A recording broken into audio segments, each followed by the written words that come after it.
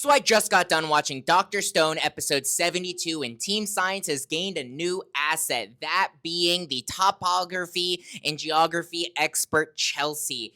And one thing that I'll say, because I've only recently started reviewing Dr. Stone, is one complaint that I've heard and I could see about this show is, oh, everything feels too convenient, everything's too wacky.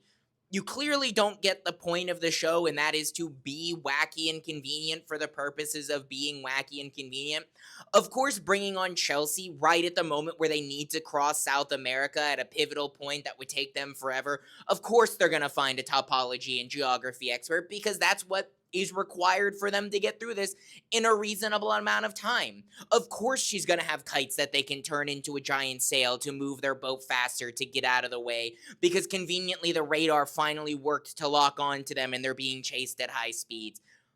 But that's all you can expect from Dr. Stone, and that's all I want out of Dr. Stone. If it started to get too realistic, I'd get bored because then you're just watching the Science Network. And while I am a big science fan, I mean, I have a degree in computer science, so somewhat a scientist.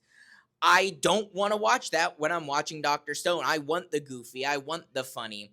Another thing that I also find really goofy is I wasn't reviewing again back when Suika was introduced, and I love how they're just so like honest about how terrible it would be to survive in the apocalypse without glasses.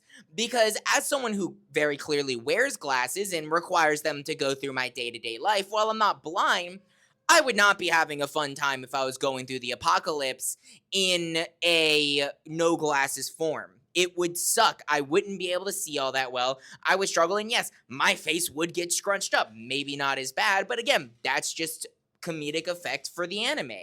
And yeah, I think overall, I'm loving what Science Future is doing so far. I'm really curious to see where they go with the next few episodes. And yes, I'm not wearing a hat. I didn't feel like it. So let me know your thoughts down in the comments. Drop a follow, drop a like, because I will be reviewing a lot of this season's anime. I have a lot of 3-episode reviews that'll be coming out over the course of the next few days. Don Don's going up right after this, so stay nerdy.